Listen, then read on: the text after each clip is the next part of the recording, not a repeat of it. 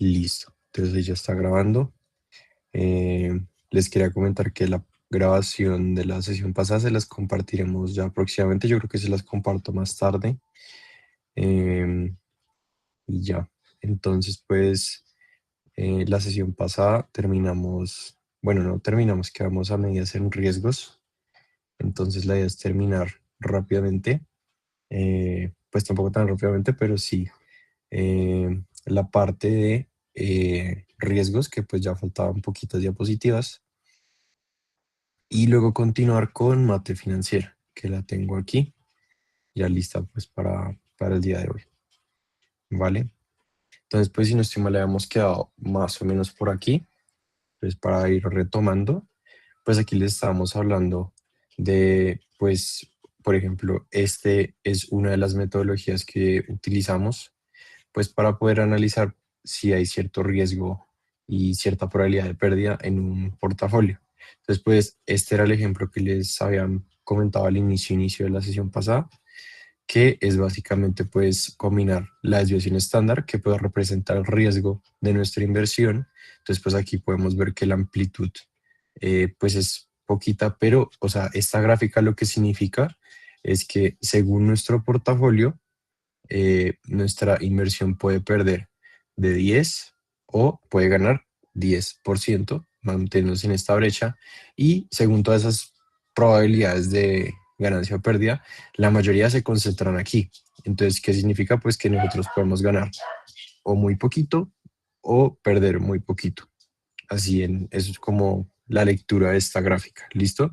Y pues en promedio, aquí min, pues si no saben, min significa pues el promedio, es que pues con todas estas probabilidades ganaríamos un 1% en nuestro portafolio, ¿listo? Entonces ese pues era el ejemplo que queríamos retomar. Otras herramientas de análisis que pues a mí me parecen muy bacanas, que de pronto algunos las han escuchado, son el stop loss y el take profit, que pues aquí les dejé las definiciones, pero básicamente es poner un límite tanto a la alza como a la baja de nuestras inversiones. ¿Cómo así? Es más fácil explicarlo con un ejemplo, pero pues es básicamente si nosotros tenemos cierta inversión, pues si pues el valor de ese activo llega a bajar desde cierto punto, nosotros como establecimos un límite de que si llega a bajar, automáticamente se ejecute la operación o se venda o ya se opere. Eso se conoce como el stop loss. Y el take profit es lo mismo, pero con la parte pues de alza. Entonces, si pues nuestras inversiones, nuestros activos que tenemos llegan a subir hasta cierto punto, automáticamente la opción se ejecuta. O sea, tanto en la stop loss como en la take profit se ejecutan de forma automática. Entonces, pues no es como que tengamos que estar ahí, sino que automáticamente si sobrepasan o bajan de un límite que nosotros escogemos, si pues la opción como, bueno, la operación como tal se ejecuta. ¿Listo? Entonces, los tipos de stop loss que pues se encuentran en las diferentes operaciones que nosotros podemos hacer, en estas pues tenemos en función de la ejecución o según el movimiento. Entonces, pues cada una depende también, por ejemplo, del monto de la inversión, de las temporalidades, de pues los límites que pongamos, porque no es lo mismo poner un límite temporal de la inversión de que de aquí a 5 minutos, que eso puede ser un trade, o de aquí a un mes se cierre con un límite puntual. Entonces, básicamente, en función, pues esta es como más automatizada porque nuestro broker pues nos da como la opción de decir apenas llegue hasta aquí, se acaba. Y también pues en estas dos formas también tenemos estas como dos modalidades, la garantizada y la no garantizada. Entonces, pues en la garantizada, como les decía, el broker pues nos asegura que tenemos como esa forma de cerrar la operación de forma ya predeterminada, y la no garantizada es pues que no hay un precio como tal, sino que pues si se nota como un cambio abrupto, pues se ejecuta. ¿Listo? Aquí pues también tienen la otra, según el movimiento. Entonces lo mismo, sigue la dinámica de garantizada y no garantizada. Entonces aquí depende pues obviamente de la operación, pero es básicamente que si la orden contraria a la que se ha introducido en el mercado pues no es acorde a la de nosotros, pues también se puede ejecutar de esta forma. ¿Listo? La otra pues es más dinámica y se actualiza acorde a los stop loss que hayamos fijado. Se pueden poner múltiples límites. Entonces, ya para continuar, hagámoslo con este ejemplo. Entonces, un inversionista compra 1000 acciones de la empresa DAX, que es una empresa pues X, a un precio de 2.200 pesos por cada una de estas acciones, para una inversión total de 2.200.000 pesos. ¿Listo? Porque son 1000 acciones por pues, cada una de las acciones a 2.200, o sea, 2.200.000. Para asegurar las potenciales ganancias, coloco una orden de take profit a 2.700. ¿Qué significa esto? Que si el precio de la acción llega a estar en 2.700 o por arriba, automáticamente la orden se va a cerrar, asegurándole pues una ganancia. Pero asimismo, este inversionista dijo, si por alguna razón el stop loss o bueno, el precio de la acción llega a disminuir, mi stop loss va a ser de 1.700. Entonces, si mi inversión llega a bajar hasta, por ejemplo, 1.500 de un momento a otro, ya automáticamente se va a ejecutar la opción.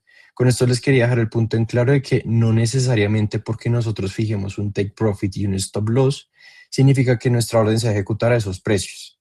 Porque recordemos que pues el mercado puede que cierre en ciertos periodos de tiempo, como por ejemplo, dejamos el stop loss y el take profit eh, cuadrados un día a las 5 de la tarde y pues en este momento el mercado va a estar cerrado.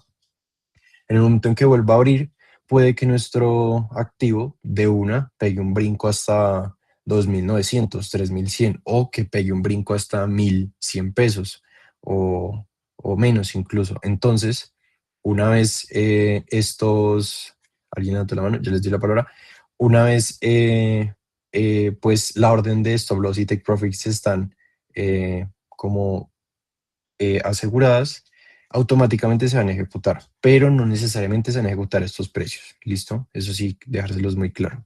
¿Y quién levantó la mano? ¿O alguien dijo algo en el chat? Un Sí, yo había deslizamiento. comentado en el chat que se puede dar un deslizamiento pues, por la apertura de mercado, que puede que el mercado abra mucho más abajo que el stop loss, o incluso pues sería mejor que abra mucho más arriba que el take profit. Claro.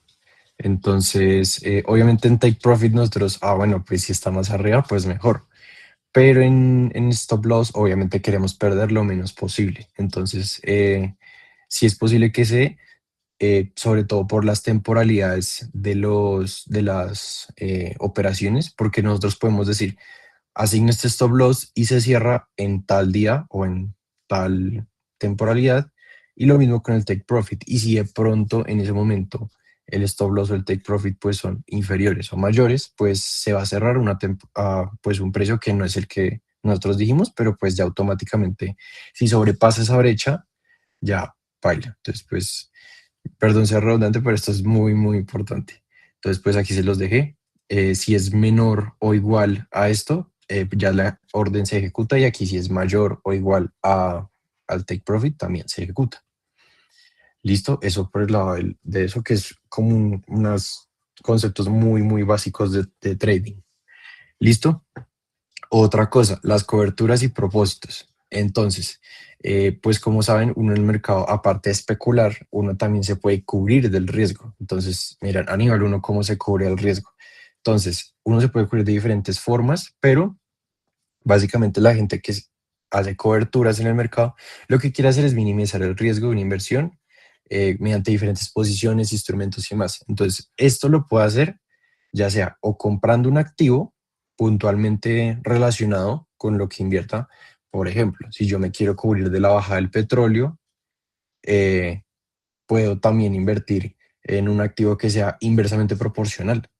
Entonces, si invierto en petróleo, no sé, aquí estoy hablando carreta, no es que sea la verdad, pero por ejemplo, si me quiero cubrir del petróleo, yo invierto, por ejemplo, en litio, que es en lo que se basan las baterías actualmente, bueno, y en otros componentes, pero pues el litio, pues con una lógica un poquito sencilla, pues uno dice, bueno, el petróleo baja porque, no sé, los carros eléctricos están en auge, pero el litio sube por la misma razón. Entonces, pues es una especie de cobertura a nuestras inversiones.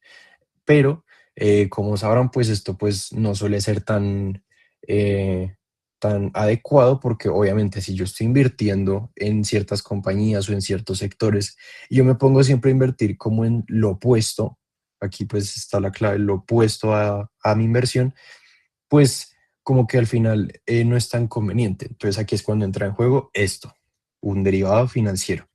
Entonces, les voy a explicar muy rápidamente qué es un derivado financiero para que tengan contexto y para que de pronto se alisten para la siguiente modalidad del curso. Bueno, no del curso, sino del examen, que es el maestro y puntualmente una de las especialidades es el derivado. O no, los derivados. Los derivados financieros no son activos. Nosotros cuando invertimos o metemos plata en un derivado financiero para cubrirnos o especular, lo que estamos haciendo es invertir en un contrato sobre un activo. Por ejemplo, otra vez con el petróleo. Si nosotros queremos invertir en un derivado del petróleo, lo que nosotros vamos a hacer es invertir en un contrato, o sea, en un papelito que dice que si pasa tal suceso, nosotros vamos a tener un beneficio o una pérdida o nos aseguramos algo puntual. Entonces, si les doy un ejemplo más sencillo, yo hago un contrato con un proveedor de petróleo de que de aquí a un mes me va a vender el petróleo a tal precio, sin importar cómo esté en el mercado. Ese es un derivado financiero. Es un contrato sobre un activo. De ahí viene el término que de pronto han escuchado en algún lado, el término de un activo subyacente. Subyacente significa que esos contratos están atados directamente al activo del que nosotros estemos transando, ¿cierto? Entonces, eso es un derivado financiero y se puede hacer de muchas formas, de que sí o sí me tienes que cumplir de aquí a un mes a ese precio, o por ejemplo, yo tengo la opción de si me conviene o no que me lo vendas a ese precio, o por ejemplo, ya lo coordinamos en un mercado estandarizado y yo compro ya contratos más generales, o por el contrario, eh, eh, especializados, o sea, un forward, bueno, ahí ya entran muchas más cosas que pues no se los voy a explicar porque eso ya se sale un poquito, pero ese es un tema muy chévere. Y pues los derivados como lo que le sigue a todo este examen de operador, que viene a ser ya el maestro con la especialidad de derivados, renta fija, renta variable y así. Entonces, bueno, eso es un derivado financiero y es una forma de cobertura. ¿Por qué? Pues como les decía, si uno se asegura la incertidumbre a futuro de un precio puntual, pues claro, uno se está cubriendo. Entonces, para eso sirve un derivado. ¿Listo? Entonces, aquí les puse el ejemplo de un importador también, que puede tener el riesgo de la tasa de cambio, el riesgo de que se le van a comprar el producto, riesgo de cualquier cosa. Todo esto se puede mitigar o invirtiendo en el activo opuesto al que nosotros tenemos, el directamente opuesto, o sea, el inversamente proporcional, de que si el que nosotros tenemos baja, ese otro sube, nosotros también tener ese, o directamente en un derivado financiero, que no es que estemos invirtiendo en el activo opuesto o algo así, sino que nos aseguramos la incertidumbre. O sea, nos quitamos la incertidumbre porque ya hay un contrato que dice que me van a comprar a tal precio, tal día, o tengo la opción de poder comprar a tal precio, tal día, así. ¿Listo? Entonces, para eso nos sirve el derivado financiero o invertir en un activo, pues, contrario. ¿Listo? Aquí también les dejo otra frasecita. La de cubrirnos, pues, es eliminar todo el riesgo de la inversión y pues compensar las pérdidas. Sí, pues si llegan a pasar. Pues obviamente, si ustedes quieren invertir plata en algo, les gustaría tener el menor riesgo posible o incertidumbre y los derivados nos permiten hacer esto. Entonces, pues yo creo que algunos pueden pensar que los derivados son malos o son buenos, no sé, pero no son ni buenos ni malos, solamente son un instrumento, son una herramienta. Entonces, si uno lo hace bien, uno compra esos contratos de forma correcta, pues claro, uno se puede ver beneficiado, se puede cubrir o especular también con ellos. ¿Listo? Aquí creo que les puse el mismo ejemplo con el petróleo. Aquí se los dejo igual, ahí lo pueden leer cuando les compartamos las diapositivas. Sí, es el mismo ejemplo que les di de asegurarse un precio puntual. ¿Listo? Entonces, ya saliéndonos un poquito de lo técnico, y esto ya es más teórico, tenemos la siguiente apartado que son los límites de capital regulatorio. Entonces, yo al inicio del curso, por ahí les había comentado algo de los acuerdos de Basilea. Esos acuerdos pues son más que todo para evitar que, por ejemplo, utilicen precisamente estos derivados financieros de forma errónea, o que, por ejemplo, si alguien le dice a un comprador, yo te prometo que si te vendo este derivado, yo te pago a tal precio y así, pues que en efecto esa persona sí tenga la solvencia para poder responder de esa operación, porque es que antes había muy poquita regulación en eso, y no solo en los derivados, sino en un montón de aspectos más en las finanzas. Entonces, estos acuerdos de Basilea lo que nos permiten es como tener como tranquilidad de que si se están cumpliendo, pues sí es una inversión como más segura, pues no 100%, pero sí nos avala como más eso. Entonces, pues aquí les dejé el gráfico como de los pilares, el de requerimiento mínimo de capital, como que tú tengas la plata para poder pagar en efecto, proceso de revisión del supervisor, que haya una entidad o un supervisor individual que supervise la operación y demás, disciplina del mercado. Esto pues ya va más que todo como a la publicación y transparencia de información, como por ejemplo reportes cada trimestre y así, va por esos lados. ¿Listo? Entonces, en primer lugar, hablando pues del pilar uno, cuando uno habla pues de requerimientos mínimos de capital, hay dos tipos, o sea, como dos apartados muy importantes. Uno es el capital regulatorio, que es el nivel capital mínimo exigido por el regulador. O sea que si ustedes para entrar en un mercado o para entrar a transar en un activo específico, tienen que tener un capital o un monto mínimo a transar. ¿Listo? No es como que nosotros podamos entrar directamente, por ejemplo, a comprarle renta fija al gobierno. No, eso mueve miles y miles y miles de millones, entonces no es tan, pues no es que sea fácil, pero igual sí requiere unos montos específicos, y si no, pues no es conveniente. También el otro capital es el capital económico, que es el nivel del capital que eligen los accionistas de un banco en ausencia de regulación. Entonces, pues esto ya va más por parte interna de la empresa, que pues esto es lo que deciden los accionistas, cuánto les gustaría invertir y demás. ¿Listo? Entonces, como variables que pueden afectar esto es el margen de intermediación y el coste del capital bancario. Entonces, pues, estas dos variables, no sé si se las expliqué más adelante o de una vez. No. Bueno, el margen de intermediación es como ese costo que nos puede ir asociado a entrar a ese mercado, transar ese activo, o también pues asociado a las ganancias, o sea, como lo que nos va a costar y también lo que podemos ganar entrando, o bueno, también lo que podemos perder entrando, o como, sí, entrando, o se me da la palabra, sí, como llegándole a esa nueva operación, por decirlo así. Y el coste del capital bancario, esto ya va mucho más asociado a la tasa, o sea, ya como a cuánto nos vamos a endeudar, cuánto es lo que ese capital, por ejemplo, para entrar a ese mercado, si lo estamos consiguiendo por deuda, si lo estamos consiguiendo por patrimonio. Entonces eso va más asociado a esa parte. ¿Listo? Entonces, aquí pues también entra toda la parte de liquidez, de qué tan líquida es la empresa, o el portafolio que tengamos y así. ¿Listo? Entonces, otro componente del límite de capital regulatorio es el patrimonio técnico y sus componentes.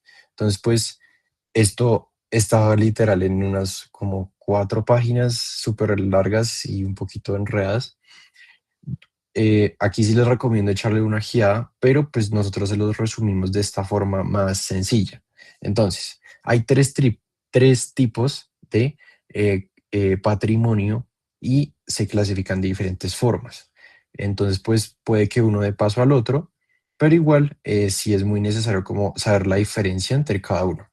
Entonces, tenemos en primer lugar el patrimonio básico ordinario. Entonces, este es que el capital accionario puro y más estricto, o sea, como el que tiene la empresa o el inversionista y demás, cumple todos los requisitos de pérdida y subordinación, o sea, que puede responder con sus operaciones, puede responder con los compromisos, contratos que tenga, eso, ese es el patrimonio básico. ¿Listo? Ahora, también está el patrimonio básico adicional, que es el capital accionario menos estricto. O sea, que pues es como más flexible en términos de que los accionistas, o bueno, más que todo junta directiva o shareholders que tengan más participación, pues no ponen tantas trabas y es más flexible en cuanto a invertir o usarlo más que todo. Acepta dividendos fijos y pagos preferenciales. Entonces, este tipo de patrimonio ya le entran otro tipo de tanto de pasivos como de ingresos. ¿Listo? Y por último tenemos el patrimonio adicional, que es como ya una extensión del básico adicional. Entonces, después de esto, se da el patrimonio adicional, que son ya instrumentos de deuda con requisitos de permanencia y subordinación. Pero aquí ya no entran las acciones. ¿Listo? Ese es como el resumen de los tres tipos de patrimonio que hay, pero pues obviamente ya para desglosarlo mucho más, aquí sí les recomiendo revisar la guía, pero estos son muy, muy importantes, como saber la diferencia entre estos tres, pero sí, entonces cada uno se compone por esas cosas y ya. ¿Qué más tenemos? Ah, el margen de solvencia. Este también es bien importante.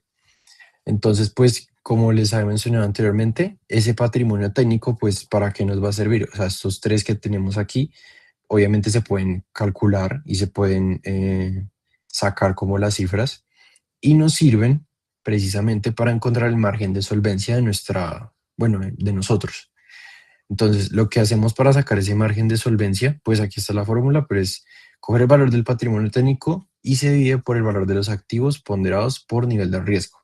Entonces, pues aquí el nivel de riesgo, pues como ya saben, se puede tomar de diferentes formas y de diferentes, pues, tipos, como ya hemos visto. Y también obviamente se toma el de mercado y operacional, que esto ya es más interno. Entonces, pues ya en mercado podemos, por ejemplo, meter el beta, en operacional podemos meter ya otro tipo de cosas ya internas, ya sea de la empresa, del fondo o de nosotros. Entonces, estos son pues los componentes para sacar el margen de solvencia. Entonces, aquí como otro apartado chiquitico es que la relación de la solvencia total no puede ser inferior a 9%. O sea que si es menor a 9% ya es que no hay solvencia, o sea, es muy, muy poca liquidez que tiene puntualmente ese patrimonio o pues ya esa inversión. Entonces, con el cumplimiento de la solvencia requerida, o sea, esta, que puede ser de 9% o más, esto es hablando del mercado colombiano más que todo, se intenta mejorar la valoración del riesgo y fortalecer el vínculo entre riesgos, requerimientos y de capital y provisiones. ¿Listo? Entonces, pues con esta margen de solvencia se busca como facilitar como todo ese tema para meternos en nuevas inversiones o realizar contratos y pues tener este tipo de indicadores como bien, pues nos da una mucha mejor reputación. ¿Listo? Entonces, eso por el margen de solvencia. Estos también son importantes y creo que ya se los habíamos explicado en otras diapositivas, pero aquí ya están más a detalle. Entonces, el índice de fondo estable. Este índice pues nos dice que la financiación de activos poco líquidos con pasivos líquidos genera riesgo de liquidez de fondeo en los establecimientos de crédito.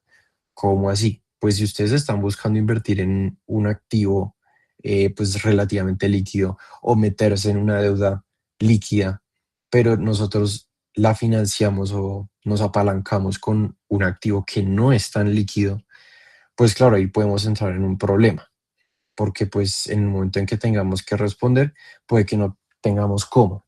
Entonces, pues aquí es cuando se utiliza este índice como para ver qué tan eh, bien estamos en términos, si nos estamos fondeando con algo líquido o no.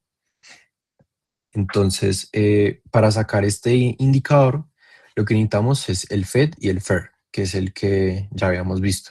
Entonces, así también muy, muy resumidas cuentas, el FED o el fondo estable disponible representa lo que la entidad ya tiene de fondo estable, o sea, lo que ya tiene en su patrimonio, ya sea en el básico, en el adicional, bueno, en el básico adicional o en el adicional.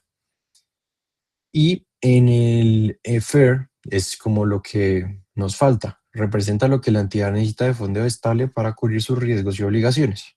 Entonces, este índice, pues idealmente tiene que ser mayor al 100%. ¿Listo? Como para tener no encender las alarmas, por decirlo así. Entonces, pues aquí lo tienen mucho más desglosado, tanto el FED como el FAIR. Y pues estos ya no me va a tener tanto porque pues uno es el que tenemos, como con lo que podemos responder esas obligaciones, y el otro con pues el que nos falta, lo que nos falta para poder llegar a esas obligaciones. ¿Listo? Entonces, eso sería todo para riesgos, chicos. Y pues esta tareita la hemos dejado pues porque precisamente eran 70 diapositivas y pues ya meter más nos parecía demasiado. Y pues sí tenemos que seguir con los otros módulos porque no nos podemos quedar cortos. Entonces, pues lo que sigue es bastante teórico. Yo creo que con una leída tranquila lo pueden sacar rápido, que es el último pues módulo, que es el de sistema de control interno. Estos son solo 20 páginas y creo que hay referencias, entonces es incluso menos. Entonces, pues para que lo revisen, yo les vuelvo a adjuntar la guía cuando pues les subamos el material. Y ahora sí, podemos empezar con mate financiera. Antes de empezar mate financiera, ¿alguien tiene alguna pregunta del tema de los riesgos o no? Bueno, entonces, eh, matemáticas financieras, pues no sé qué tan familiarizados estén, pero pues es otra metodología muy, muy importante, pues en todo este mundo de las finanzas y demás. Estas son más poquitas diapositivas. Ya cuando acabamos esta, miramos algo práctico y ya, para que esta sesión no quede tan larga, porque entiendo que si estamos yendo muy pesado. ¿Listo? Entonces, lo que les voy a explicar ahorita es bastante teórico. Otra vez el disclaimer, porque pues ya saben. Eh, Lo que vamos a ver es básicamente interés, tipos de intereses, valor del dinero en el tiempo, evaluación de proyectos, indicadores económicos y un poquito de anualidades. ¿Listo? Muy, muy corto. Esta guía es corta, pero pues sí, la parte práctica es un poquito más densa. Entonces, pues, de pronto si ya han visto materias como finanzas avanzadas o matemática financiera, pues este va a ser un poquito más redundante, pero pues aquí vale la pena hacer el repaso. ¿Listo? Entonces, pues la idea de este módulo es que ustedes sepan, pues, saber qué es el interés, qué es el valor presente neto, la tasa interna de retorno, comprender el concepto del orden de dinero en el tiempo, indicadores económicos que pues nos sirven para esto y comprender a través de estas matemáticas financieras la relación conjunta entre la evaluación de proyectos, cronogramas y cálculo de indicadores. ¿Listo? Para esto nos puede servir. Entonces, el concepto de interés, como esto ya es más histórico, eh, se acuña, por decirlo así, desde Irving Fisher, más o menos en los años 30. ¿Listo? Y pues el CFA, Chartered Financial Analyst, es una academia que se encarga como de certificar a las personas que saben mucho de finanzas de forma muy resumida, plantea tres definiciones. Entonces, ese interés por el que nosotros podemos recibir dinero o cobrar o pagar y demás, etc., es la tasa de retorno de una inversión, también puede ser la tasa de descuento para valorar y por último puede también ser el costo de oportunidad o eso significa el interés que deja de percibirse al elegir pues una tasa u otra. ¿Listo? Entonces costo de oportunidad es lo que nos puede costar, por ejemplo, no recibir una plata que nos hubiera podido llegar. Eso se le dice como, ah, bueno, nos costó, o sea, no nos costó literalmente, pero como que dejamos de recibir esa plata. Entonces sí, nos costó en resumen. ¿Listo? Entonces, ya poniéndonos un poquito más técnicos, en primer lugar, la tasa que nosotros vamos a tener siempre va a ser un porcentaje. sino que esta puede venir de diferentes formas. ¿Listo? Esas ya las vamos a ver. ¿Cómo se construye? Que ustedes dirán, bueno, ¿y los bancos de dónde sacan esas tasas de interés? ¿O por qué las sacan? O demás. Primero vamos la composición. Entonces, esta academia que les decía, el CFA, pues lo plantea con diferentes componentes. Entonces, antes, pues, esta tasa, pues, lo que responde básicamente es, esto depende ya como del sector y de muchas cosas, pero trata como de medir entre la oferta y demanda de cierto bien, cierto servicio, o pues, por decirlo así, también cierta liquidez y solvencia como en general. Entonces, estas tasas como que median eso y ese crecimiento de ciertos mercados y más.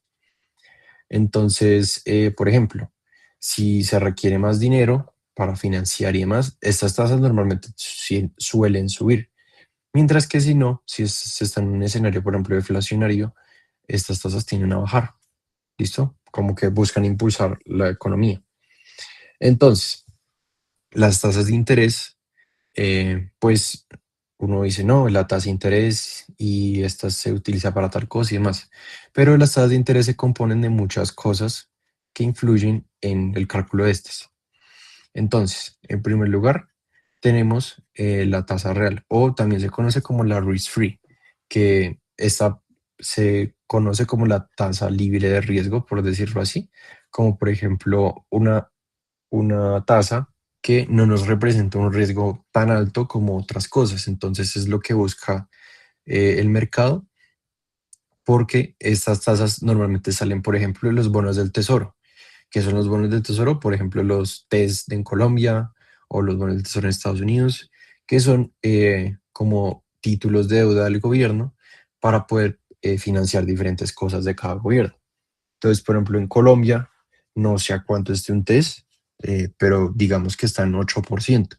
Entonces, esa se asume que en Colombia es la tasa libre de riesgo y todas las inversiones que estén como por debajo de esto no valen tanto la pena, en teoría. ¿Por qué? Pues porque ustedes pueden tener una tasa menor, pero con un riesgo mayor. Y pues obviamente lo que uno busca es mayor rentabilidad con menor riesgo.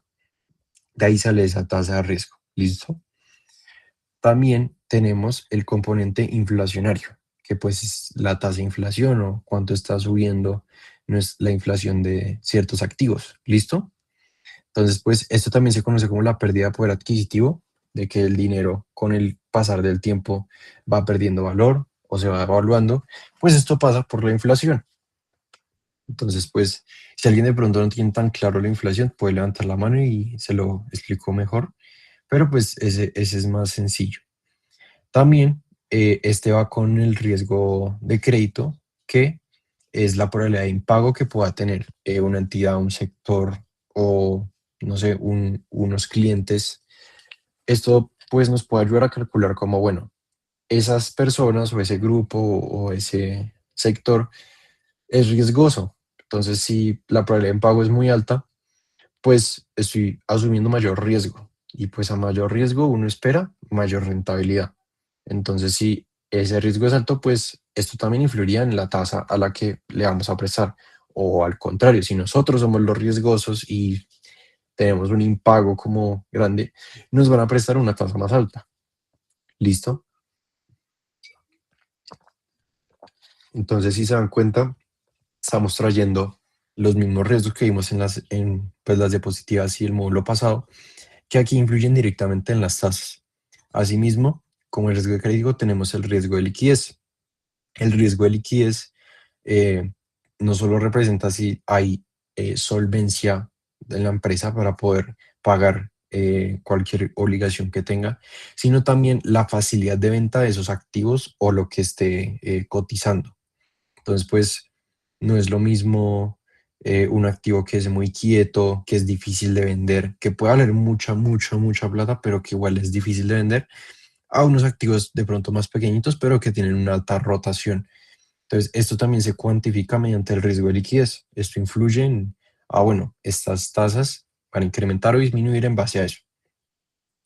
Y por último, el tiempo de retorno o la incertidumbre, que es el término del vencimiento. Eso también lo vamos a ver en las dos modalidades de anticipada y vencida, pero pues esto es para más adelante, ¿vale? Entonces, todos estos componentes influyen en como las tasas de interés por las que muchas compañías o bancos y demás emiten sus servicios, productos y demás. ¿Listo? Entonces, pues para que lo sepan, no es como que, ay, se sacaron esta tasa de la IBR o del IPC o así, que ya los vamos a ver también más adelante, pero estos son cosas que influyen muchas veces en la creación de estas tasas, como de aquí, por ejemplo, el Banco Central puede sacar la tasa. Ay, listo. Entonces, ahora sí vamos como con los intereses como tal, más que la tasa, vamos ahora a ver como el concepto del interés. Entonces, en primer lugar tenemos el simple y el compuesto, que esto ya es como un tema un poquito quemado, pero igual sí es válido volverlo a ver. En el simple, se paga el interés sobre la inversión. Se tiene un principal, un monto, se tiene un número de periodos y se tiene una tasa. Y ya, esto nos daría como el interés simple que tendría una inversión. Sin embargo, el compuesto es más llamativo. ¿Por qué? Porque reinvierte esos mismos intereses periodo a periodo. Entonces, no es lo mismo yo reinvertir el principal eh, mes a mes a mes a tal interés, a yo invertir el principal.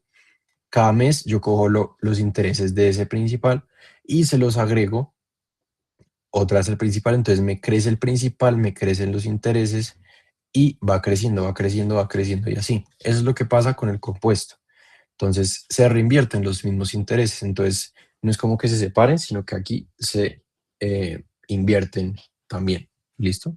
Por eso se dice compuesto, porque toma ambas partes. ¿Listo? Luego tenemos las dos modalidades muy importantes de pago de intereses, más que todo.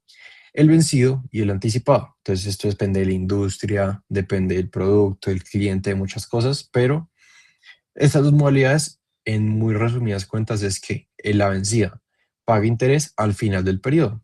Entonces, cuando, por ejemplo, de aquí a un mes eh, yo tengo una deuda y la pago eh, al final de mes, se dice que es vencida. ¿Por qué? Pues porque es al final del periodo como la fecha de corte.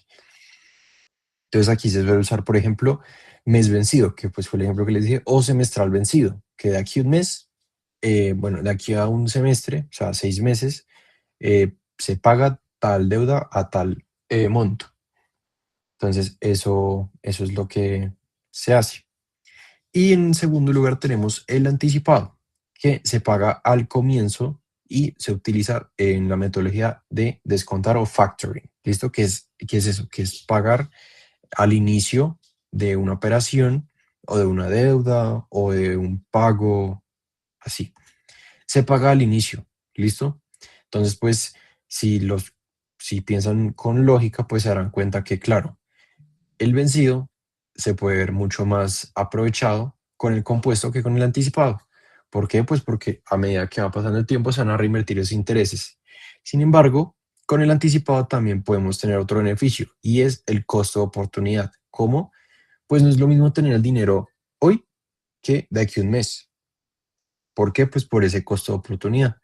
De que si yo, por ejemplo, hubiera tenido la plata hoy para invertir en algo, me hubiera servido para invertirla si la tuviera ya, a que si me la dan de aquí un mes, pues no hubiera podido tener ese dinero para invertirlo después. Entonces, cada una de estas dos tiene diferentes beneficios, pero pues no es como que esta es mejor que esta o esta es mejor que esta, no. Depende de la modalidad, depende de muchas cosas que influyen en esa operación y sobre todo pues en el tipo de interés, tipo de tasa y demás. ¿Vale? Si alguien tiene alguna pregunta, por favor levanta la mano. Listo. Entonces, tasas de interés. Entonces, de pronto han escuchado que en los bancos y demás, pues entidades así, se manejan diferentes tipos de tasas como la nominal y la efectiva. Entonces, la nominal, que pues de pronto es menos conocida que la efectiva, significa que es también término anual. Entonces, indica el periodo de pago del interés simple. ¿Cómo así? Pues esto ya depende enteramente de los periodos y está más que todo por decirlo así, influenciada o basada en el interés simple. ¿Listo?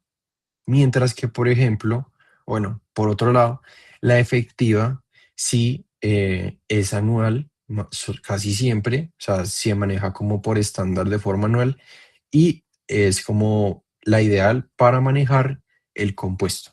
¿Por qué? Pues porque permite como la muestra o como la expresión de la capitalización de los intereses. ¿Listo? Entonces nos puede mostrar el total recibido tras un periodo, ¿vale? Listo. Entonces, algo que también cabe recalcar aquí es que en estas dos tasas, por decirlo así, hagan de cuenta que estas son un nombre completo como nombre y apellido, pero cuando ustedes vayan, por ejemplo, a convertir de una tasa a otra, antes hay que sacar la periódica, que es como por decirlo así, solo el nombre. Entonces, la efectiva y nominal es el apellido, pero el nombre siempre tienen que sacarlo. Entonces, bueno, esa explicación no estuvo tan buena, pero básicamente, si van a pasar de efectiva a nominal, primero tenemos que pasar a periódica, ¿listo? Y viceversa. Para pasar de nominal a efectiva, hay que pasar de nominal a periódica y luego de periódica a efectiva, ¿vale? Entonces, ya luego vamos a ver ejercicios, pero pues ahorita solo estamos viendo lo teórico como para que tengan claro los fundamentales y luego si ya podemos empezar a echar cuenticas. Entonces, ¿cómo nos va a servir todo esto? Ahora sí, pues para evaluar proyectos, tomar decisiones y hacer diferentes tipos de cálculos. Esto lo podemos medir mediante estos dos indicadores. Y bueno, ahorita hay otros, pero estos dos indicadores son como por defecto, los excelencia. Entonces, seguramente yo creo que han escuchado el BPN o el valor presente neto o el BP o el BNA también, aunque el BNA es un poquito diferente, pero bueno. El valor presente neto lo que nos permite es traer como un flujo futuro o un posible eh, ingreso o movimiento futuro de capital al presente. Entonces, lo que podemos hacer, por ejemplo, es sumar todos los flujos de un futuro y los podemos traer a valor presente. Ojo, ahí ajustados a ciertas tasas y a ciertos periodos y demás. Pero esto lo que nos permite saber es si hay rentabilidad o no. Se busca siempre que ese valor presente neto sea mayor a cero. ¿Por qué? Pues porque si traemos todos esos flujos al presente y da encima de cero significa que solo por ser por encima de cero, así sea un poquito, eso significa que ya hay rentabilidad. Si da cero, no es rentabilidad. Y si es negativo, no es rentable, genera pérdida. ¿Listo? Entonces, básicamente, sí, como dice acá, si ese valor presente neto es mayor, significa que hay mayores beneficios respecto a los costos de ese proyecto o de esa inversión. Pero si es menor, pues aquí los costos sobrepasan a los beneficios y no vale la pena hacer el proyecto. Entonces, si nuestro valor presente neto no es positivo, pues simplemente no vale la pena hacer el proyecto. ¿Listo? Eh, bueno, esto es importante. Usualmente los flujos se valoran a la tasa interna de oportunidad o el TIO, que también aparece, o tasa requerida por el inversionista, que pues literal el nombre lo dice. La tasa requerida por el inversionista pues es aquella que piden los inversionistas como lo mínimo a lo que ese proyecto tiene que generar una rentabilidad. Entonces, para que tengan como una idea, esa tasa requerida del inversionista normalmente puede ser, por ejemplo, lo que les ha hecho la tasa libre de riesgo.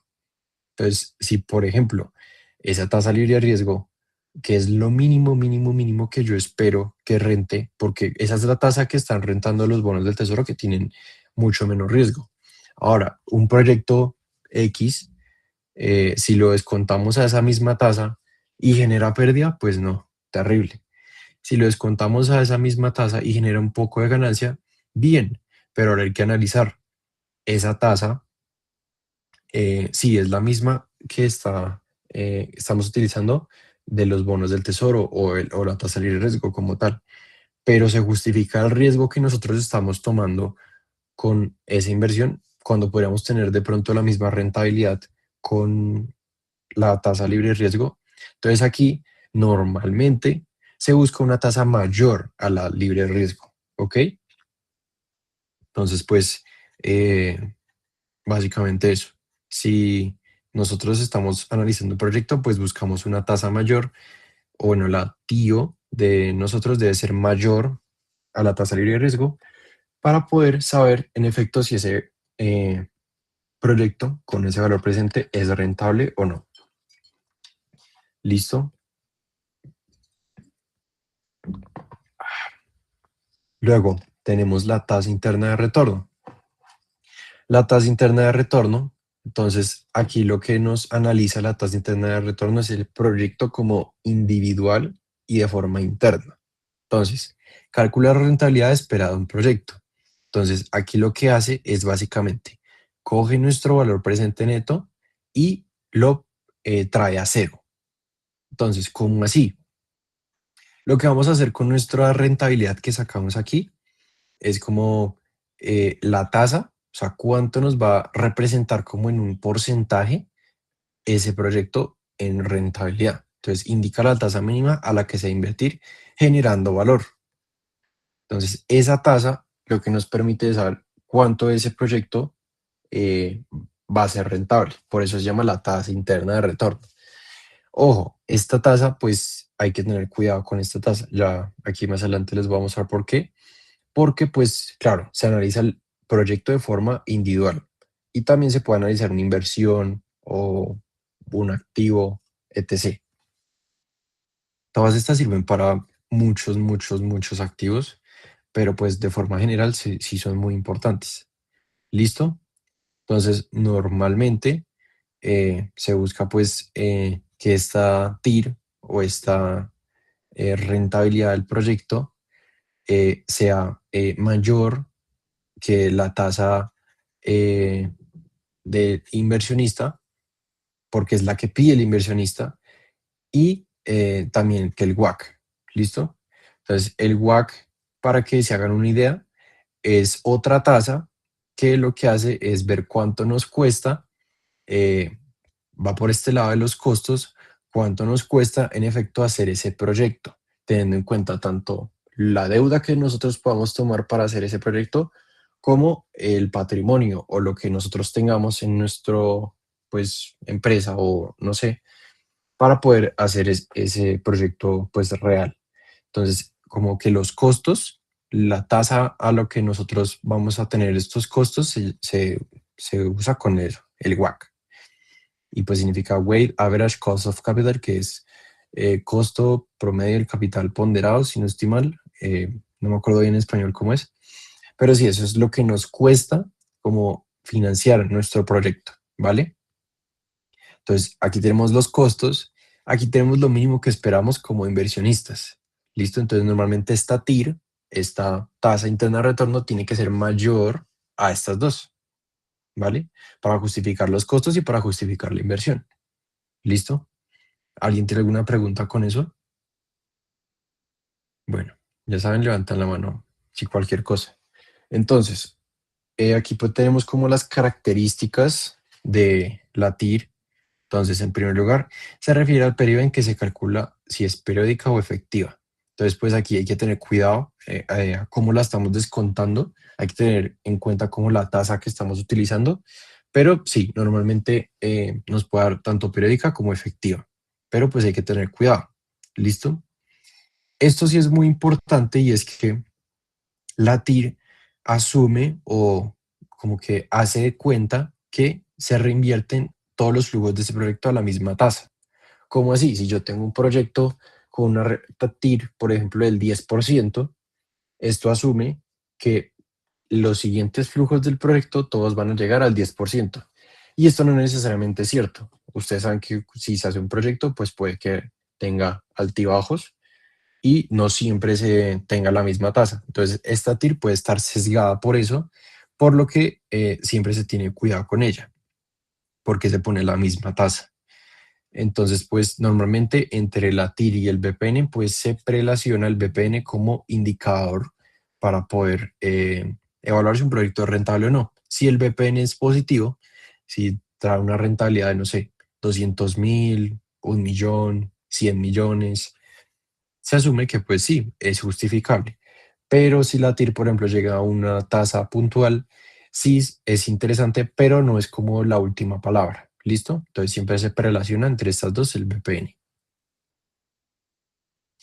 Eh, es estimada con base en los flujos estimados. Sí, entonces pues como les decía, se toman en cuenta esos flujos proyectados que nosotros creemos que nos van a llegar de ese proyecto y eso es lo que traemos y nos va a dar la TIR, ¿vale? También, si conocemos la tasa de reinversión, se llama TIR modificada o rendimiento compuesto al vencimiento. Entonces, esto ya es un poquito más complejo, pero si nosotros ya tenemos nuestra TIR, que la podemos calcular aquí, pero si el mismo proyecto ya nos la dan, pues se utiliza o se le llama la TIR modificada. Entonces, pues aquí es cuando ya sabemos en efecto a cuánto es que nos van a llegar esos flujos. Entonces ya perdemos, como por decirlo así, este sesgo, esta desventaja de que no sabemos si se reinvierten todos a una tasa puntual, porque aquí ya los tenemos. Entonces, por ejemplo, si el valor presente neto no es congruente, por decirlo así, con la tasa, o sea, por ejemplo, que el valor presente neto diga que esto es rentable y la TIR no, siempre se relaciona el valor presente neto. O por ejemplo, si el valor presente neto dice que esto no es rentable, esto da cero o menos cero incluso, y la TIR dice, no, esto sí está por encima del TIO y del WACC, no, se toma por prelación el valor presente neto. Entonces, si el valor presente neto nos dice que en efecto es positivo y justifica la inversión, ¿hay mayor beneficio que costo? Sí. Si no, no. Así de sencillo para analizar proyectos, ¿vale? Ay, listo. Eso por el lado de la TIR y el VPN. Ahora, vamos a ver unos indicadores económicos que se los había mencionado al inicio, que nos pueden como ayudar a tener referencia de todos estos productos y todos estos cálculos que hacemos. Entonces, estos son muy famosos. Bueno, ahorita tengo la IR por ahí, pero este también lo vamos a ver. El índice de precios al consumidor, o IPC, que suena mucho en las noticias y lo utilizan mucho sobre todo los economistas y demás. Este índice lo que nos va a decir es la variación porcentual promedio de los precios al por menor de un conjunto de bienes y servicios que los hogares adquieren para su consumo con periodicidad mensual. Bueno, básicamente nos va a decir cuánto es que van a variar los precios de ciertos bienes, por ejemplo, cuánto varía el precio de una cubeta de huevos y respecto a un periodo anterior. Entonces nos va a decir el precio de este bien o este grupo de bienes varió en tal magnitud. Entonces, como ahí uno contrasta cuánto y cuáles han sido los cambios de esa variación de precios y ya uno puede contrastar, los precios se están poniendo más caros o los precios se están poniendo más baratos. Ya con eso uno puede empezar a hacer conclusiones y puede empezar a sacar mejores análisis. ¿Listo? Entonces, pues aquí tienen la fórmula y más.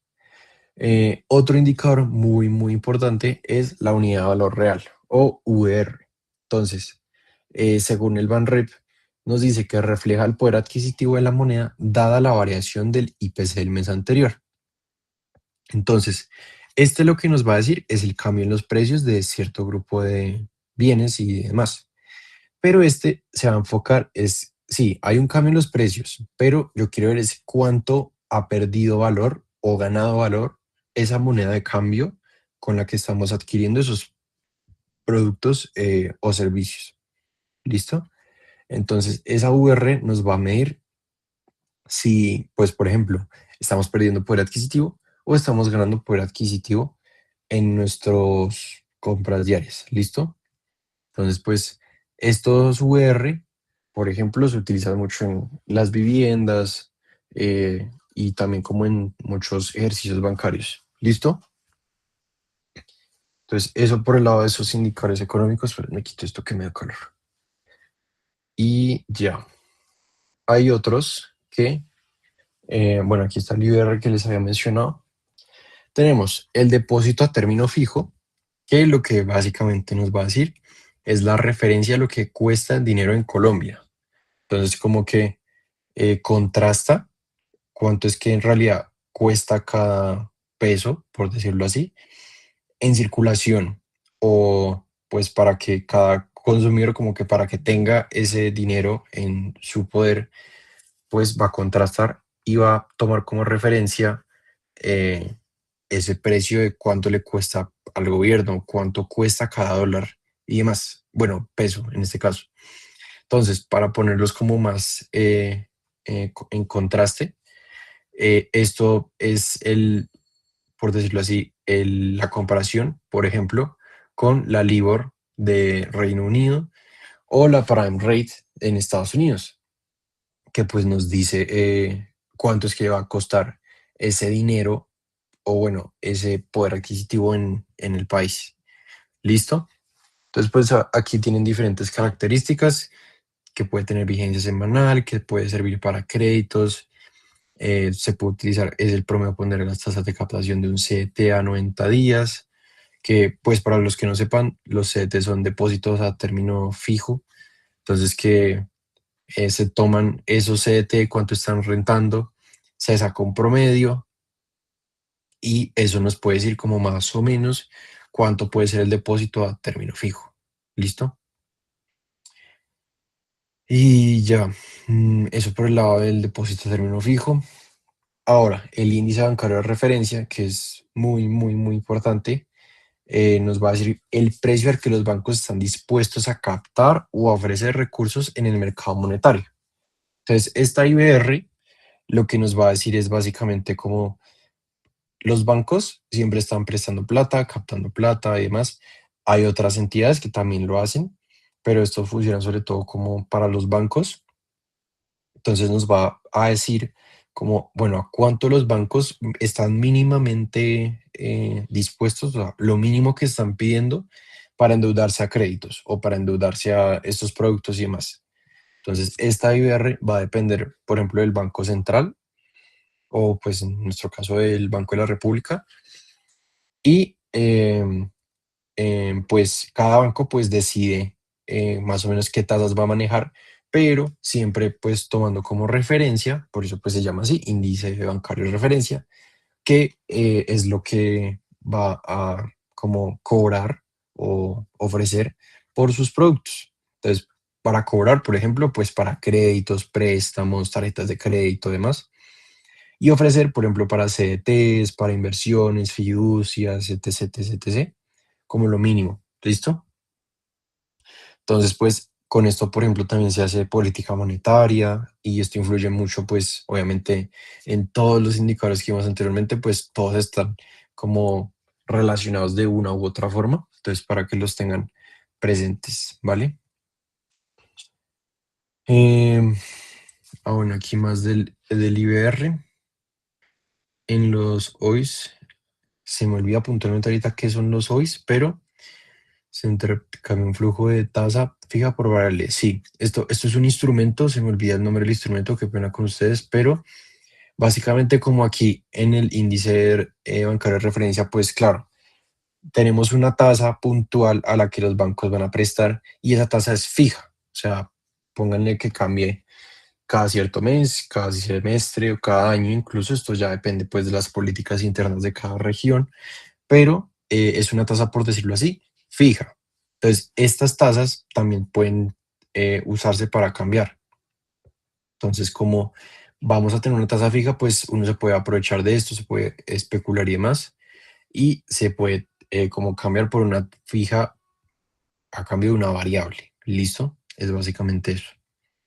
Entonces, esta tasa pues es la de mediano plazo porque pues nos permite como tener una referencia a cuánto es que los bancos están pidiendo y demás, entonces también se puede tomar eh, como para referenciar los plazos de a cuánto en cierto periodo de tiempo los bancos van a prestar cierto dinero, de que están prestando mucho, de que están prestando poco, o cobrando, ofreciendo mucho y demás.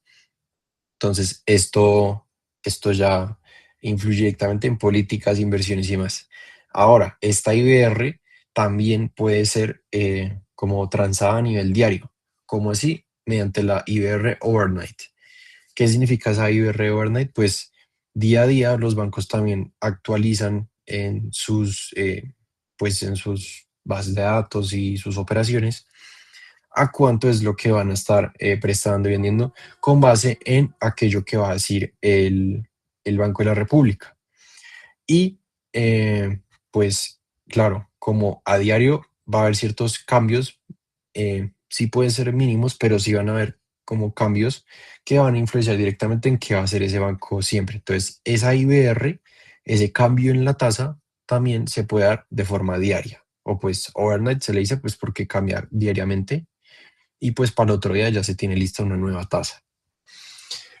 ¿Y cómo se relaciona también esto con el interés y ya toda esta parte del componente de matemática financiera? Es que estas tasas están normalmente en nominal.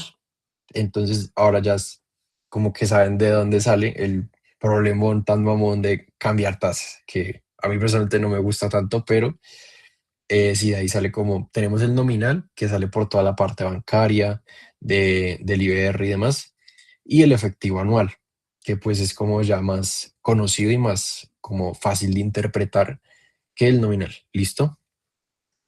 Entonces, pues aquí ya tenemos, por ejemplo, nominal anual mensual vencida, nominal anual trimestral vencida, nominal semestral vencida, así. Entonces, esto es como la IBR influencia pues, la política y, bueno, más que todo, las finanzas y cambios en tasas e intereses de todas las finanzas en general. Ay, listo. Entonces, ya para ir como cerrando la parte teórica, tenemos las anualidades. ¿Listo? Hasta ahí, antes de seguir anualidades, ¿alguien tiene alguna pregunta, alguna sugerencia? Bueno, entonces tenemos las anualidades y las anualidades básicamente pues nos permiten como tener ciertos flujos de caja eh, como repartidos de diferentes formas y pagados o cobrados de diferentes formas. Entonces, pues aquí tenemos las dos modalidades, que una es la anualidad vencida y la otra es la anualidad diferida. Entonces, como les decía, hagan de cuenta que tenemos unos flujos. Esos flujos normalmente los vamos a asociar con pagos. Entonces, que nos pagan en el mes uno, mes 2, mes 3, mes 4. Eso también se asocia con periodos. Entonces, cada periodo tenemos un pago. Así de sencillo. Hasta ahí todo, pues claro. Entonces, empiezan a discrepar porque en la vencida se da el pago al final de cada periodo. El periodo de capitalización coincide con la frecuencia de los pagos. Entonces, ¿cómo así? Pues sencillo. Si me, pues está estipulado el pago en el mes uno, mes 2, mes 3, mes 4, mes 5, mes 6, así. Cada mes en la fecha de corte, pues me va a entrar ese flujo en el mes uno tal monto, mes 2 tal monto y en el momento pues de corte, así. Entonces, es básicamente eso, como esa uniformidad de los flujos de caja. Aquí está mucho, mucho visualmente mejor explicado, como es más directo, por decirlo así. ¿Vale? Hasta ahí, sencillo. Pero también está la diferida, que es que nos dice que después de cierto número de periodos empieza el primer pago de una serie uniforme. ¿Cómo así? Pues básicamente tenemos un compromiso, una deuda y demás. Entonces, puede que pase que, por ejemplo, en el primer, bueno, aquí en este ejemplo puntual, mes uno 2 3 y pues X meses, por decirlo así, o N meses, en esos meses no nos pagan y a partir de cierto, por decirlo así, mes, nos van a pagar. Entonces, por decirlo así, por ejemplo, aquí ya sería a partir como el mes 5. Entonces, del 5 hasta el 8 nos pagan, después también y luego no nos pagan y demás. Entonces, ¿cómo así? O sea, en resumen, en la vencida nos pagan como uniformemente y juiciosamente. En la diferida, no, nos pueden pagar como 3 meses no nos pagan, luego 3 meses sí nos pagan, puede que otra vez no nos vuelvan a pagar 3 meses y así, o puede que al inicio no nos paguen, y nos paguen y nos vuelvan a pagar y así. Entonces, en muy resumidas cuentas, hay un desorden en la diferida de no es tan uniforme como la vencida, ¿vale? Entonces, así es como de forma muy, muy sencillita es la diferencia entre las vencidas y las diferidas. ¿Listo? Ahora, las anualidades, como se pueden dar cuenta, pues son flujos de caja y demás. Entonces, vamos a ver como las partes ya a nivel desglosado de cada una. Esta imagen quedó muy atravesada, pero bueno, luego se las quito. Primero tenemos el periodo de la anualidad. Entonces, esto es básicamente el número de pagos. Entonces, tenemos un espacio de tiempo fijado entre el vencimiento de dos pagos sucesivos, mes, trimestre y así. Tenemos pues dos puntos, un punto de inicio, un punto de fin, para poder pagar ese pues monto o recibir ese monto. Entonces, en base a esos dos puntos, pues uno saca todos los periodos que haya entre medio de esos dos puntos. Si al final de esos, del último periodo, pues ya se pagó todo, ya ahí acabaría la anualidad. ¿Listo? Si, por ejemplo, eh, no hay un periodo de fin y ese se repite indefinidamente, esto se llamaría una perpetuidad, porque siempre estaría como llegando. Sin embargo, esto pues no lo vamos a ver ahorita. Pero las anualidades lo que hacen pues es que tienen una fecha de inicio y una fecha de fin de pagos de flujos de caja. ¿Listo? Así de sencillo. También tiene pues su respectiva tasa de interés. Entonces, la tasa de interés que se aplica a los pagos o depósitos de la anualidad en modalidad periódica. Entonces, estos pagos que nos van a llegar acá, supongamos en el periodo 1 nos llegan 10.000 pesos, en el periodo 2 otras 10.000 pesos. Sin embargo, la fórmula para poder descontar eso y traer el valor presente, que pues aquí lo podemos ver, el valor presente va a ser, cogemos esos 10.000 pesos que nos llegaron aquí y los vamos a dividir por 1 más la tasa que nosotros tengamos puntualmente pues para descontar la tasa que les decía aquí y se va a elevar al número de periodos esa partecita. Entonces, 1 más la tasa elevada al número de periodos. Como aquí es el periodo 1, pues se eleva a la 1 y pues como es elevado a la 1, pues es la 1. Entonces no, es irrelevante. Pero en los siguientes periodos sí va a ser muy, muy importante. Entonces, si por ejemplo aquí también nos llegan 10.000, cogemos 10.000 y para descontarlo el valor presente, lo vamos a poner sobre 1 más la tasa y lo vamos a elevar al número de periodos actuales ahí, en este caso 2. Entonces lo mismo con 3, 4, 5, 6. Entonces todos estos resultados de ese, digamos, 10.000 sobre 1 más la tasa, 10.000 sobre 1 más la tasa y así, todos esos los vamos a ir sumando. Y esa suma completa nos daría el valor presente. ¿Listo? Entonces, así se calcularía. Ya la diferida funcionaría de forma similar, pero pues aquí hay que tener mucho cuidado con los periodos que no nos están pagando o los periodos que se interrumpen los pagos y los periodos que sí. ¿Listo? Entonces, pues ya lo vamos a ver ya en la parte práctica, pero es eso. Ay, el plazo de la anualidad, el intervalo de tiempo que como les decía entre el primer y último periodo, y la anualidad, que es el pago renta periódico constante de cada depósito o pago. Entonces, el nombre tenemos aquí, anualidades, es de cada uno de estos pagos, ¿vale? Y, y ya. Entonces, digamos, anualidad 1, anualidad 2, anualidad 3, es todos esos pagos. Entonces, bueno, eso chicos, aquí ya terminaría como la parte teórica. Comenzaríamos con la parte práctica, pero miro qué hora es. Entonces, bueno, honestamente me está doliendo un poquito la garganta, entonces voy a ser como más conciso con esto. Les quiero mostrar cómo explicarles la... ¿Alguien va a hablar? Julián. Hola Aníbal, ¿cómo estás? Disculpa, Aníbal, ¿eso es todo lo que se ve de matemática financiera en el examen? No preguntan nada, por ejemplo, puntualmente del WACC, cómo calcularlo, solo es esto que nos muestra, ¿sí? Eh, sí y no. O sea, por ejemplo, el WAC, no te lo van a preguntar. Puntualmente en este módulo no te va a salir. Sin embargo, creo que en otros sí sale. Creo que en el de portafolios sí lo vamos a ver. Pero pues yo se lo explico como más detalladamente. Pero calcularlo como tal, el WAC es sencillo. O sea, solo es que tengas las cifras y ya es una división. Entonces no te asustes. De hecho, es una división, una fracción súper sencilla, pero aquí en matemática financiera el WACC no lo vamos a tener que calcular porque solo es la tasa, es una tasa que nos dice el costo por ese proyecto que tengamos. Entonces, si la TIR es mayor a ese WACC, pues nos conviene. Si no, pues no, porque pues los costos no justifican la inversión, así de sencillo. Y como te decía, el valor presente neto hay que tenerlo como prelación sobre la TIR y por lo tanto sobre ese WACC también nos va a influir.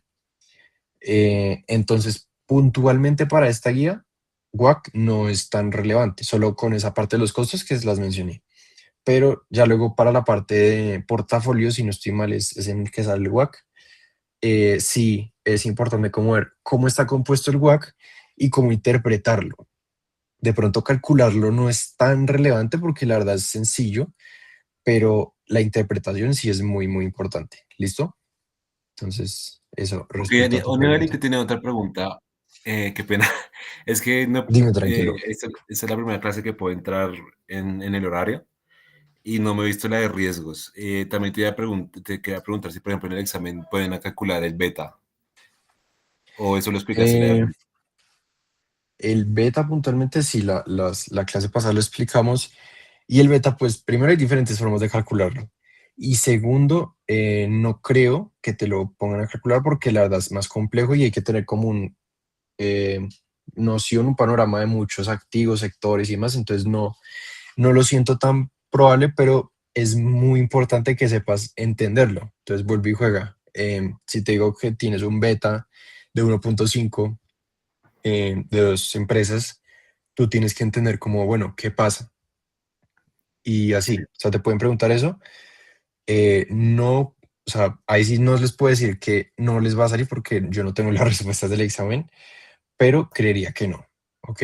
De pronto, si quieres para la próxima sesión que esté Gabriel, porque Gabriel no puede estar los miércoles, le preguntas a él, que él tiene más noción del examen. Yo no lo he presentado, él ya lo presentó y lo pasó. Entonces, ahí sí, de pronto, si quieren más insight del examen, con Gabriel. ¿Listo? Vale, Aníbal, muchas gracias. Vale. Y respecto a de pronto las sesiones que no asististe, pues yo voy a subir la grabación de riesgos ahorita más tarde, sino que me faltaba editar una cosa de la grabación. Pero sí, ahorita se las grabo y pues no se preocupen por la asistencia. Nosotros lo que hacemos es mandar un forms y en ese forms pues ustedes lo responden y es como un simulacro del examen. ¿Listo? Entonces vamos a mandar un forms de cada una de las guías o de cada uno de los módulos que expliquemos. Sin embargo, no vamos a llamar asistencia, pero nuestra asistencia va a ser que en efecto ustedes respondan esos forms. ¿Listo? Para que lo tengan presente todos, aparte de Julián. Listo. Entonces, ¿alguien tiene otra pregunta? ¿Alguna otra duda? Entonces, bueno, la parte práctica no me voy a tallar tanto porque sí, me siento muy profe Cuchito porque ya me está doliendo la voz, pero básicamente los ejercicios que les tenía como preparados, esperen, esta es la guía normal. Bueno, voy a mostrárselos desde la página normal. Entonces, esta es la página que les he estado compartiendo. Se los voy a dejar en el Meet por si de pronto la quieren ir chismoseando. Esta es la página donde se encuentran todo el material del examen del operador. Entonces, si bajan, aquí tienen las guías en las que estamos sacando los módulos. Matemáticas financieras es la única que tiene ejercicios como prácticos. O sea, sí, hay otras que tienen ejercicios prácticos en las guías, pero como que matemáticas es la única que tiene ejercicios aparte como para repasar. Entonces, si ustedes hacen clic aquí, los va a mandar aquí, que es una guía de los ejercicios y pues lo cerré. Bueno, aquí lo voy a volver a abrir.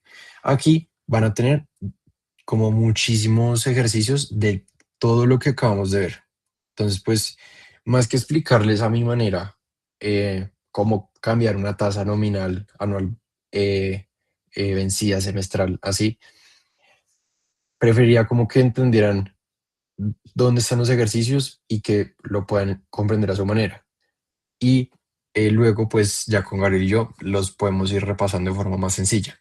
Pero pues yo voy a hacer un ejercicio como de prueba, pues para cada uno de estos, porque son 4 desgloses. Entonces, esta es la guía donde están todos los, por decirlo así, ejercicios, pero ustedes miran, Aníbal, y si quiero como saber si estoy bien, si estoy mal, o si no sé qué hacer, ustedes se pueden ir aquí, perdón, se pueden ir aquí otra vez y aquí dice ejercicios resueltos en hoja de cálculo. Una vez descarguen este archivo, los va a mandar aquí. Entonces, esto que tienen acá es los ejercicios resueltos de la hoja de cálculo. ¿Listo? Entonces, o bueno, de la guía que les acabo de mostrar, de esta, ¿vale? Entonces, por ejemplo, bueno, aquí 4 módulos. Uno es el de conceptos de valor del dinero del tiempo, indicadores económicos, valor presente neto, tasa interna de retorno y anualidades. Lo que sí les puedo como asegurar con tranquilidad y también un poquito con así como, bueno, nos toca, es que sí, en el examen nos puede salir cualquier ejercicio de estos. Puede que incluso nos salga solo uno o puede que nos salgan de los 4 tipos, pero sí, todos estos son ejercicios que nos pueden salir. Entonces, por ejemplo, si estoy estudiando, por ejemplo, con Julián y decimos que el ejercicio 5 no lo entendemos, ¿qué nos dice? ¿Cuál es la tasa efectiva anual de una inversión que ofrece un interés nominal anual del 6%, pagadero mes vencido y que se procede a reinvertir por parte del inversionista? La base para liquidar la inversión es de 360 días, entonces nos piden calcular la tasa periódica de la inversión partiendo de la tasa nominal anual, ahí hay que convertir a periódica, y los días entre los flujos financieros para hallar los periodos. Y por último, pues la tasa efectiva anual, que como les digo, hay que partir de la periódica. Entonces, si ustedes dicen, no, Aníbal, no, eso está muy difícil, calma.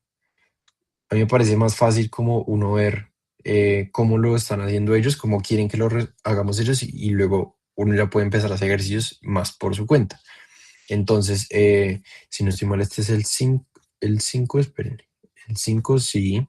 Entonces, si nos vamos aquí al 5 y hacemos clic en la primera página, aquí nos va a mandar a la solución ya directamente, ¿vale? Entonces, este ejercicio puntualmente lo que nos pidió fue, voy a cerrar esta porque me estoy confundiendo, me enredo con tantas cosas abiertas. Nos pedía la tasa periódica, que pues es la que tenemos que convertir, los días entre los flujos financieros, o sea, hallar los periodos, y la tasa equivalente o efectiva anual. ¿Listo? Entonces, primero, esto siempre se lo recomiendo para todo, fuera del examen, fuera todo, siempre cojan primero los datos. Ya nos dan la tasa que era 6%, no es que sea acá 6000%, no, es 6%. El plazo de días que nos dice que cojamos una base de 360, entonces pues esa base la podemos sacar con el número de días y ya aquí pues podemos calcular tanto la vencida como la efectiva. Entonces, ¿por qué yo no me voy a detener cómo hacerlo tan de forma explícita y quiero que ustedes sean los que se metan en la guía? Porque precisamente hay un detalle muy importante y es que en el examen ustedes van a poder utilizar calculadora financiera o calculadora normal. Personalmente les recomiendo mucho que consigan una calculadora financiera. ¿Por qué? Porque es mucho más fácil hacer cálculos y requiere menos tiempo y es más intuitiva. Sin embargo, pues esas vainas son caras. Entonces, pues entiendo perfectamente que de pronto opten por una opción más barata. Por ejemplo, hay una calculadora financiera que vale como 400.000 pesos, que es la que se utiliza como para el CFA y demás. Hay otras que valen 150.000, hay otras que sí ya valen como 80.000, hay otras que pueden ser más baraticas, pero lo más importante es que ustedes sepan utilizar su calculadora. ¿Listo? Entonces que ustedes digan, tengo estos datos y con mi calculadora los voy a ubicar de cierta forma y pueda llegar a este resultado. Una vez ustedes confirmen eso, ya ustedes digan, bueno, ya puedo empezar a solucionar porque yo ya sé utilizar mi calculadora, ¿vale? Entonces, esto es muy, muy importante. Entonces, bueno, en el ejercicio puntual, aquí pues para sacar la vencida, cogemos la tasa y la dividimos por el número de periodos. Eso nos da la vencida. Luego, cogemos para sacar la efectiva, cogemos, aquí pues tenemos toda la formulación y demás. Entonces, 1 más la tasa, entonces aquí ya tenemos la tasa vencida, 1 más la tasa elevado, esa fórmula en serio que casi que se la tienen que tatuar porque es muy, muy importante la de 1 más la tasa elevado a el número de periodos. Entonces, ¿cuál va a ser el número de periodos? Vamos a coger la base, la dividimos por el plazo en días y a eso le vamos a restar -1. Si no estoy mal, es porque la tenemos que poner vencida. De ahí sale ese -1. ¿Listo? Entonces, eso por el lado de este ejercicio. Y aquí está el desglose para todos estos ejercicios. Pero antes que nada, sí les recomiendo que pues, si están tomando el curso, pues van a presentar el examen. Y para el examen la calculadora es indispensable. Entonces, eh, más que, o sea, que entiendan la lógica de los ejercicios, sería mejor que lo hicieran con la calculadora ahí en la mano, como diciendo, voy a intentar para que me dé este mismo cálculo y que ustedes digan, no me demoro tanto tiempo o me demoro tanto tiempo, tengo que encontrar la forma de programar la calculadora para que o sea, me rinda más. ¿Listo? Porque el tiempo sí es justo, eso sí se los digo también, ¿vale? Bueno, eso por el lado de conceptos del orden y del tiempo. Entonces, ya más relacionado como a lo que nos podría salir. Por ejemplo, también nos pueden pedir calcular TIR, valor presente neto y demás. Hagámoslo con este, que en el ejercicio 2 nos pide cuál es la TIR o tasa de rentabilidad efectiva anual que ofrece un test de corto plazo con número presente de 97% y el valor futuro de 100% de su valor nominal. Le quedan 185 días al vencimiento. La inversión tiene una base para el cálculo de intereses de 365 días. ¿Listo? Entonces, otra vez nos vamos al menú. Valor presente neto y TIR. Nos vamos aquí al ejercicio 2. Y aquí nos sale. Entonces, pues aquí lo tenemos, los datos. Y para calcularlo, pues lo formulamos de esta forma. ¿Vale? Entonces, otra vez, aquí cogemos pues el valor futuro, lo dividimos por el valor presente, luego lo elevamos a los números de periodos y demás, siempre se coge la base y se divide por el número de periodos, o en este caso, pues días, si no estoy mal, y ese -1 pues sale dependiendo si es vencida o anticipada, ¿vale? Entonces, eso por mostrar el ejemplo, y ya pues para mostrarles, por ejemplo, los indicadores económicos, ya volvemos a tener en cuenta el IPC, volvemos a tener en cuenta el DTF y así. Entonces, pues, esto me parece más, o sea, para mí honestamente es más sencillo aprender de esa forma, sentarme y entender el ejercicio como de forma metódica, más que ponerme aquí a explicarles uno por uno a ustedes. Si alguien de pronto sí no lo entiende y no entiende dónde sale tal cosa, ahí sí nos pueden pedir ayuda, pero pues el compromiso con ustedes es que pues ustedes repasen esto ya por su cuenta y que si tienen alguna forma consigan una calculadora financiera. Si no, también pueden poner una en internet y como que se familiarizan a utilizarlas, ¿vale? Y por último tenemos las anualidades.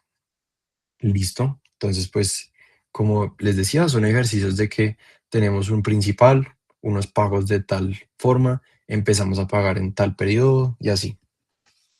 ¿Listo? Entonces, pues aquí tenemos todo y ya. Entonces, yo creo que voy a dejar hasta ahí, chicos, porque la voz ya me tiene acabado. Sí, entonces así es la forma en la que pueden ir desglosando cada uno de los ejercicios. Si tienen alguna pregunta, pues nos pueden preguntar a Gabriel y a mí, porque pues entiendo que de pronto algunos ya han visto esto y pues se les puede hacer más fácil. Entonces, pues queremos también aprovechar el tiempo y no dejar las sesiones tan pesadas de 2 horas y ya. Entonces, ¿alguien tiene alguna pregunta con eso que vimos, chicos? Esperen que no encuentro el Meet. Ya.